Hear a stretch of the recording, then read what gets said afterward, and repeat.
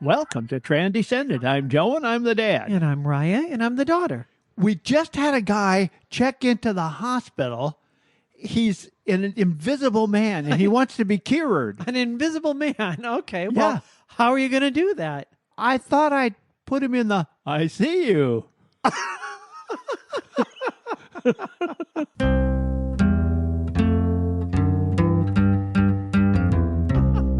I see you. That's so stupid. We are talking today about finding an LGBTQ plus affirming therapist that will see you. This topic of finding an LGBTQ plus affirming therapist is a really important one because those of us in the LGBTQ plus community oftentimes have a very difficult time coming out. And even if we have everybody around us being very supportive, it can be really difficult to sort out a lot of the emotions and the things that are going on inside. And so actually, whether you are part of the LGBTQ plus community or you are an affirming ally, but you have an LGBTQ plus loved one, either of these can be really good because maybe you're struggling to maintain that relationship.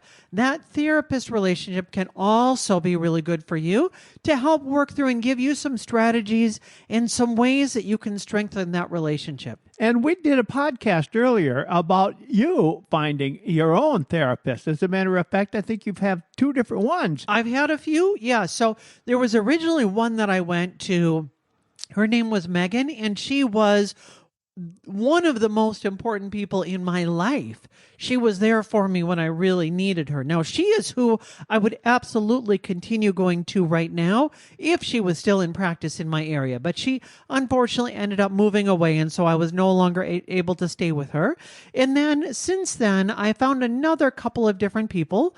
And the one was good for me during the time, but we never quite connected like I hoped that we would.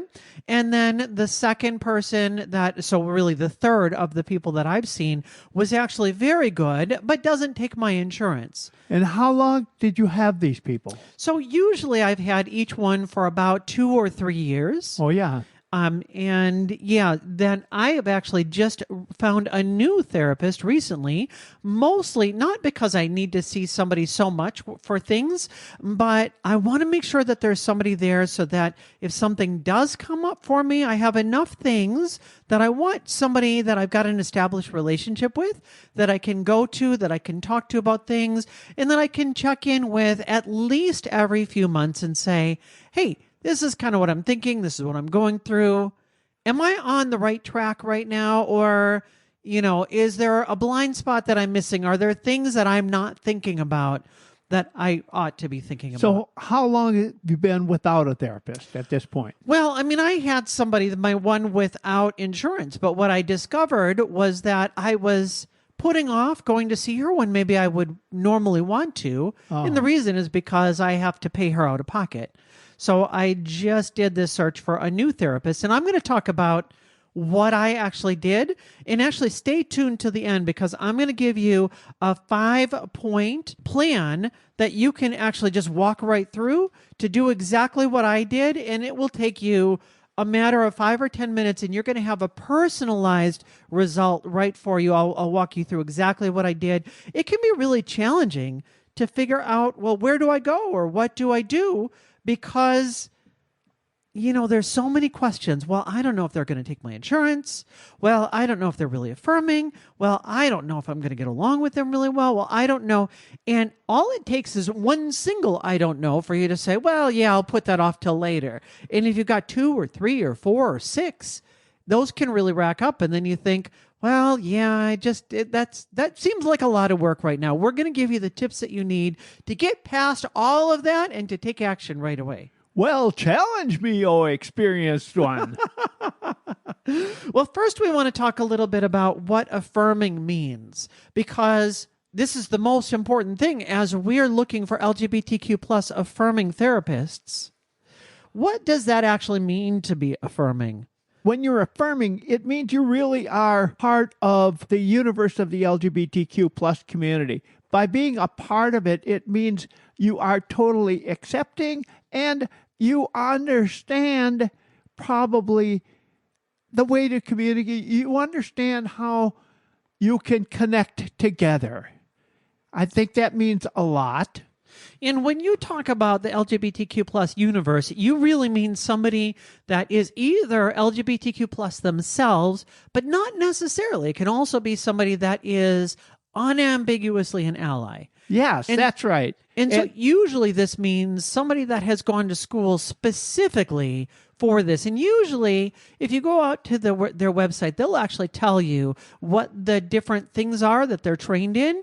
And so some of them might be, family issues, some might be relationships, and then many of them will have something specifically about LGBTQ. So you'll actually be able to see, or maybe there's, gender therapy that they have, or, those kinds of things will usually be singled out when that is something that has been a real focus in their own training.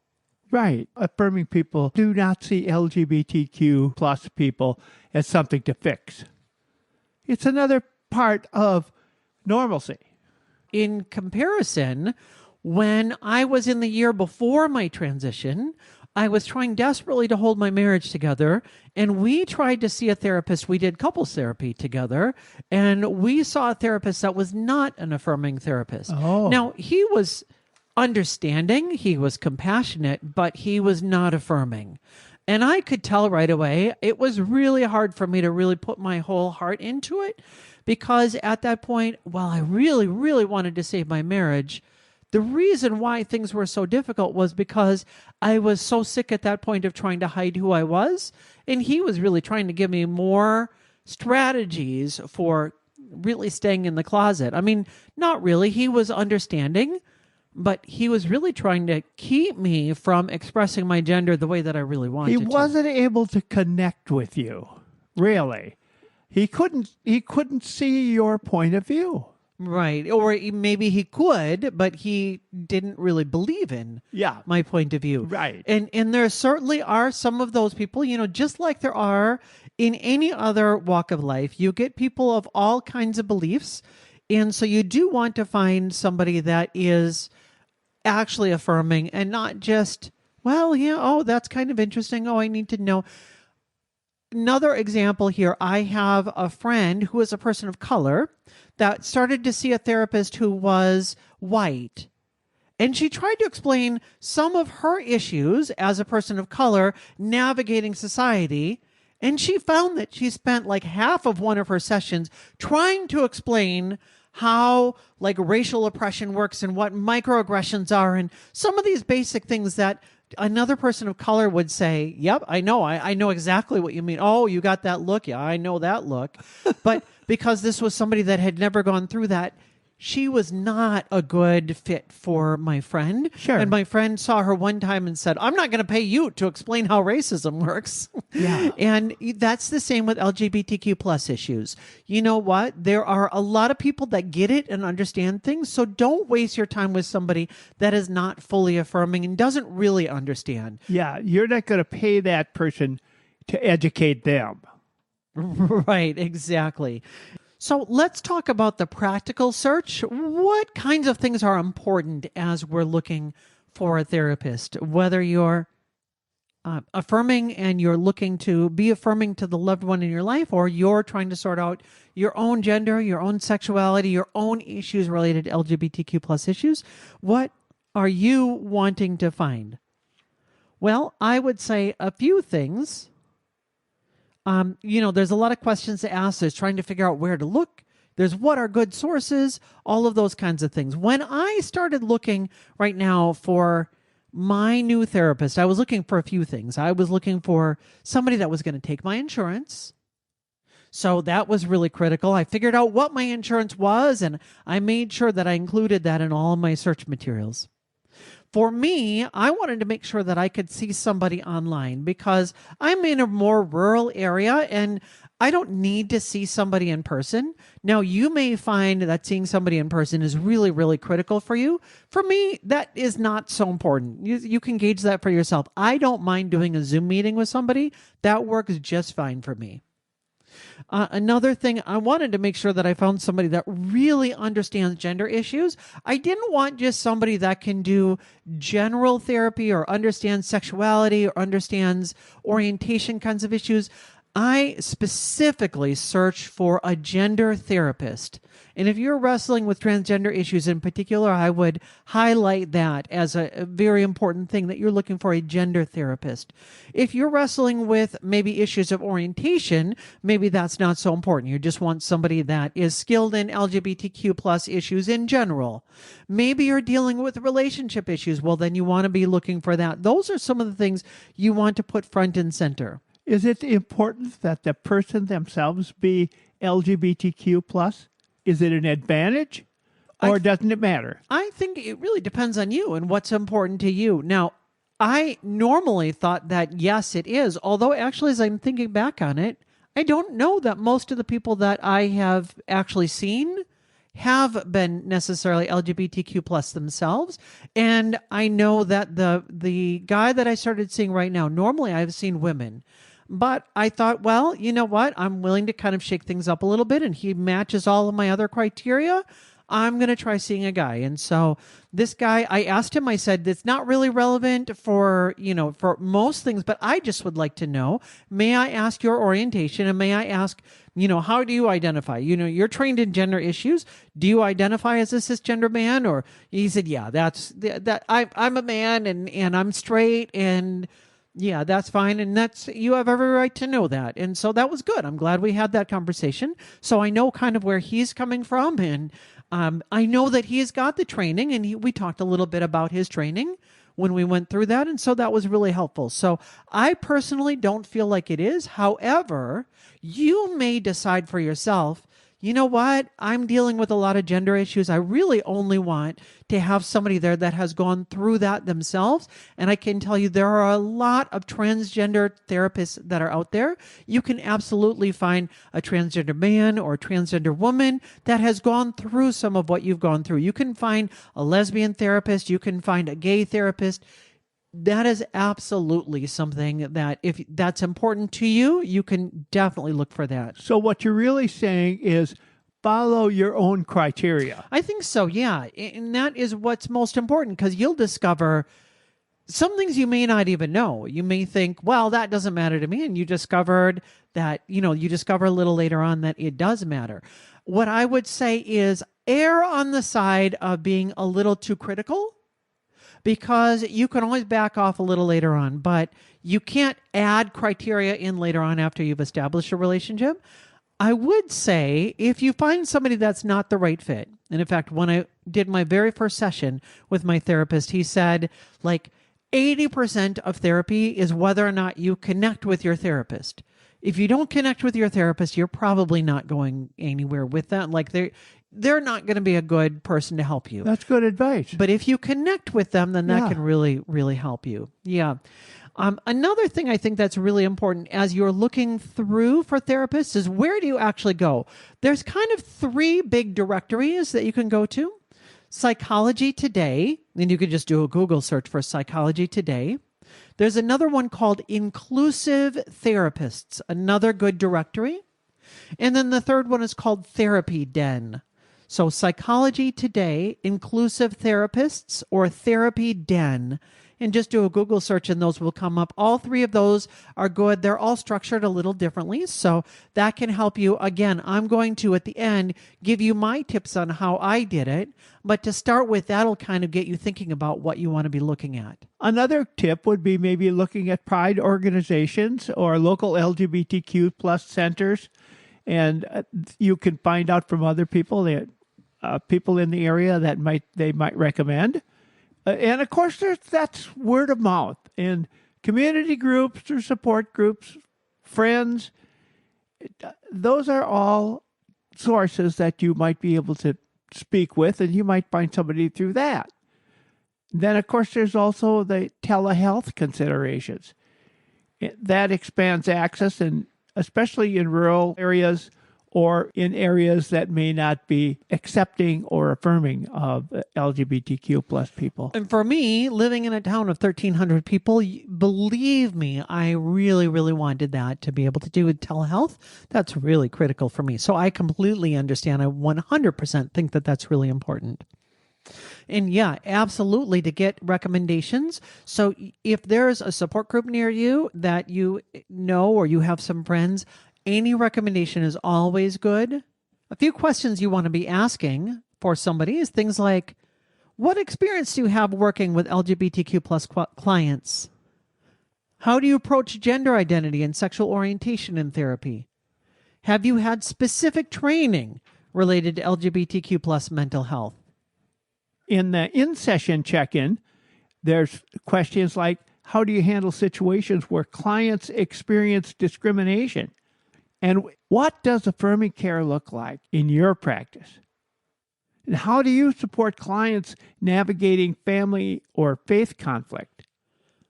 Keep in mind, you want to make sure that you're making time to really interview them during this first session. And I will tell you, in a first session, you can expect you're probably not going to get very far in terms of actual therapy because they're probably interviewing you.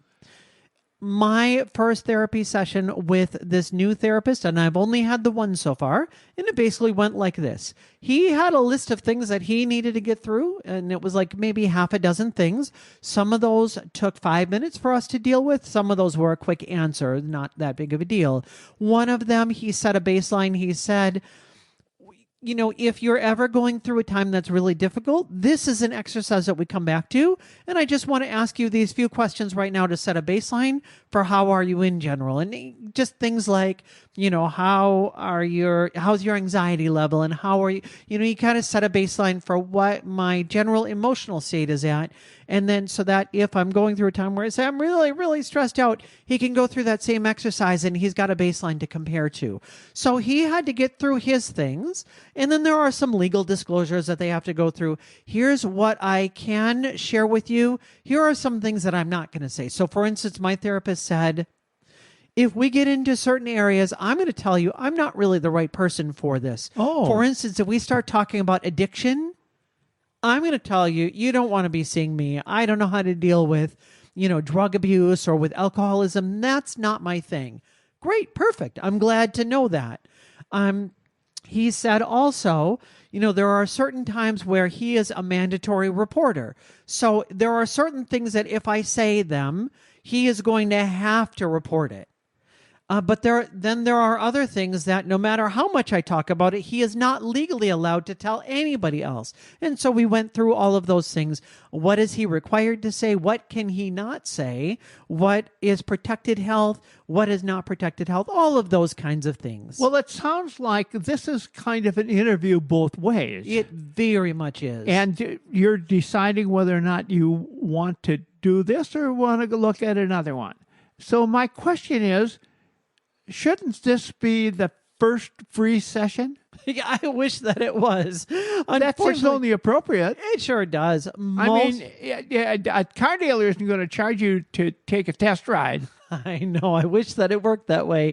In general, you do expect that you will have to pay for that. They treat that kind of like your first visit to the doctor. The doctor still charges you for that. And yeah, that's kind of, I wish that our healthcare worked differently than it does.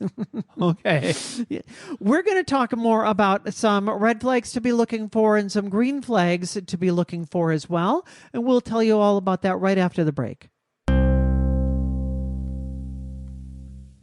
I'm Chuck Reynolds, and I started listening to Transcendent because Joe is my friend. I keep listening because I have friends, colleagues, and family members who are part of the LGBTQ community, and I want to better understand their struggles and perspectives. I have become a supporter because I believe Joe and Raya are truly helping to preserve relationships and save lives. Join me in supporting Transcendent. Just go to transcendent.com, click on support, and select the amount you'd like to give each month. It can be as little as $3, and you can cancel at any time. Let's talk about some green flags. Dad, what do you recommend people look for as they're looking for a therapist? Well, first thing I do is I look at their website. And on their website, what does their profile say? I mean, do they have any specific mention of LGBTQ plus or transgender or non-binary clients? Are they working with that kind of thing? Do they specifically say this is one of their specialties? That certainly is a help.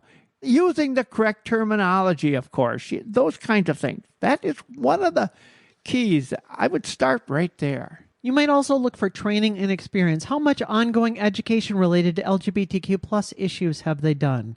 What kind of experience do they have working with people across the rainbow spectrum? In the session, are they asking about pronouns without awkwardness? Do they volunteer their pronouns to you? One of the things that I really liked about my therapist is that he put right on his website, on his profile, that his pronouns are he, they. And I actually asked him about that. Do you prefer he? Do you prefer they? Do you want me to switch back and forth? Because I know many people that if they have both, they like you to alternate between them.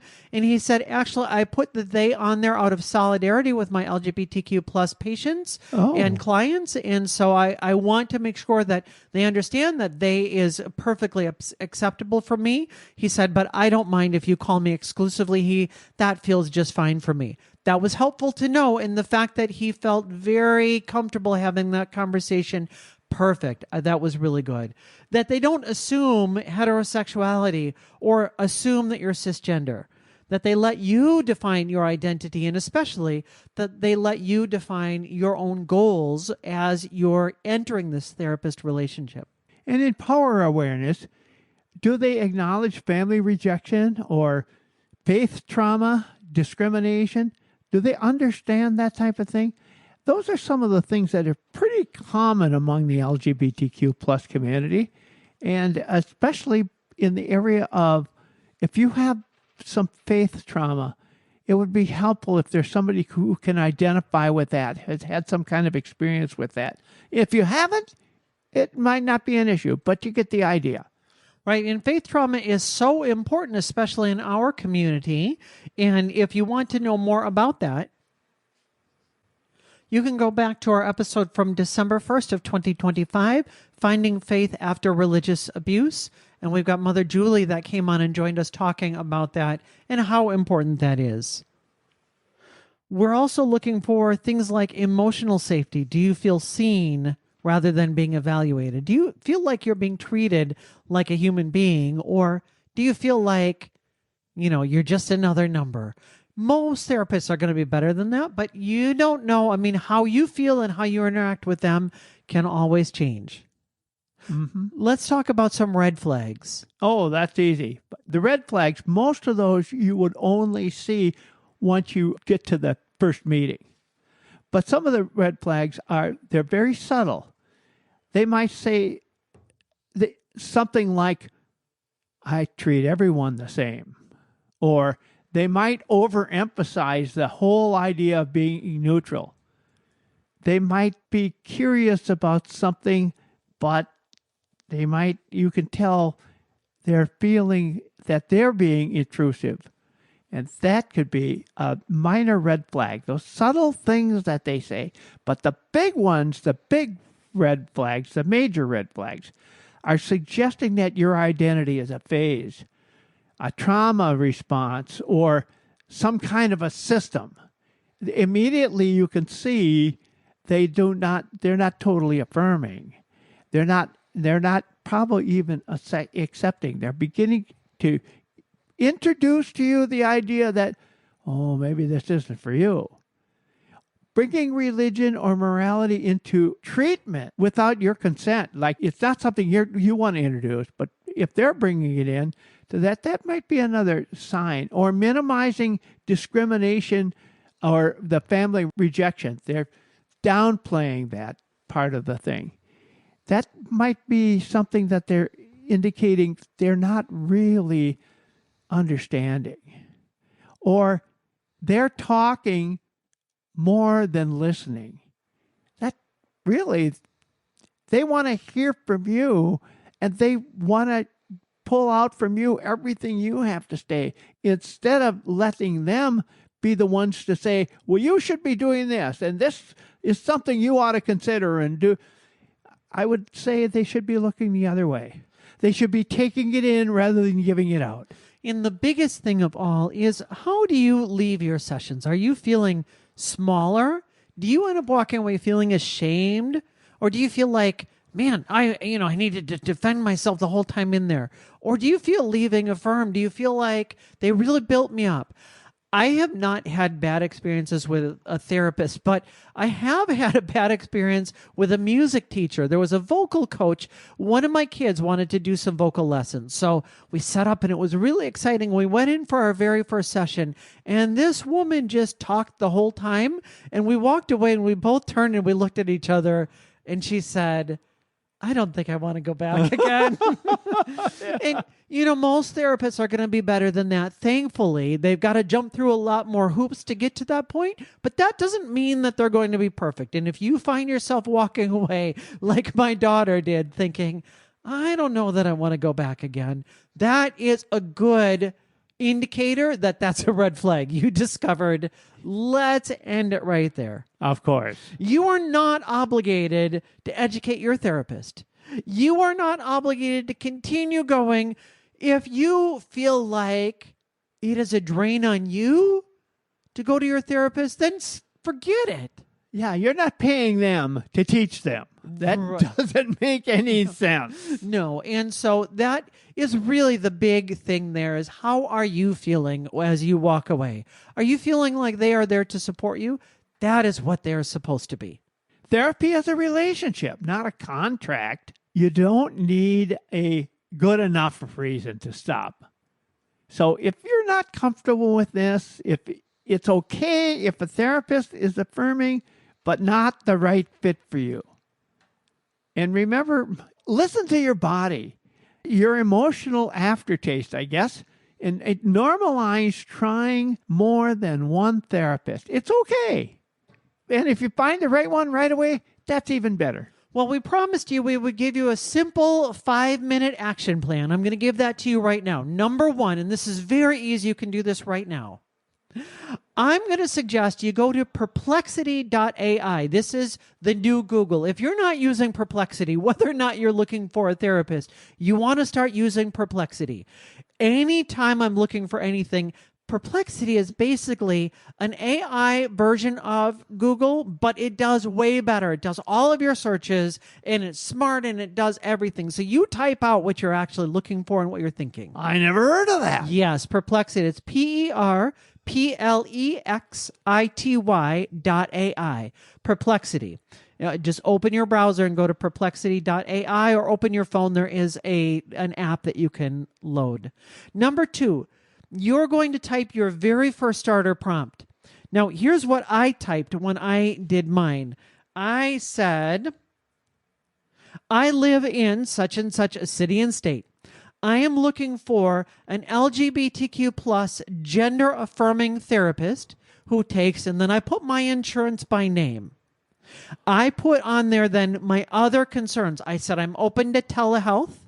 In fact, I prefer telehealth because it's difficult for me to go somewhere.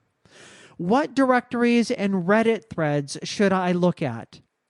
And actually, I'm going to suggest that that's a really important one. So Reddit, REDDIT, if you're not familiar with it. If you are, if you've been around the internet, you've seen Reddit threads come up a lot. It's where people talk about things. Reddit is one of your gold mines because you're going to get threads where LGBTQ plus people talk about, this guy's really good, this person's not so good, don't go to them, that kind of thing.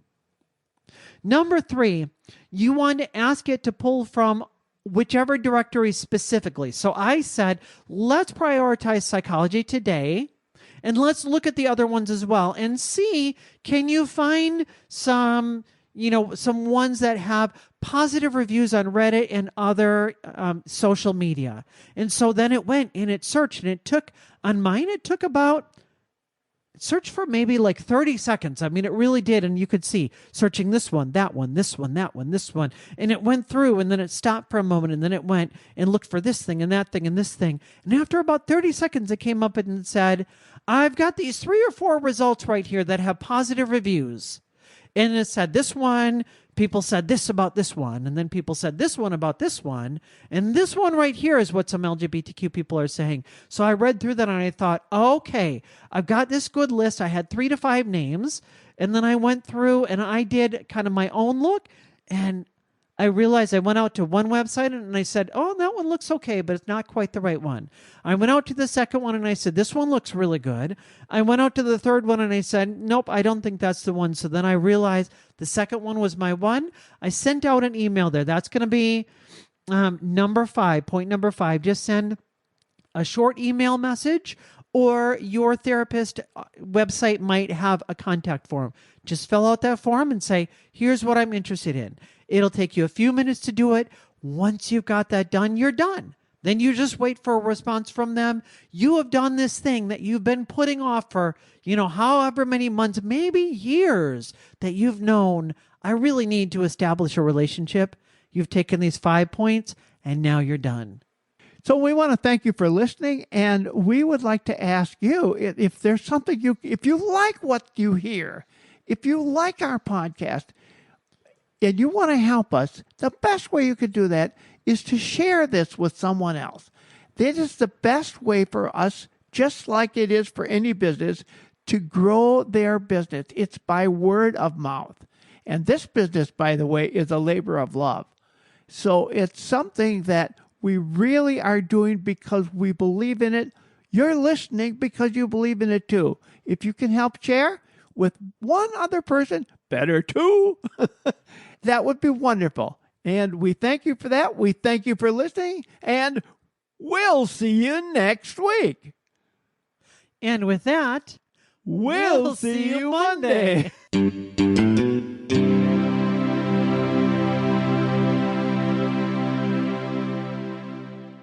We'll see you next week. Oh, yeah, never mind. Let's do that again. And with that.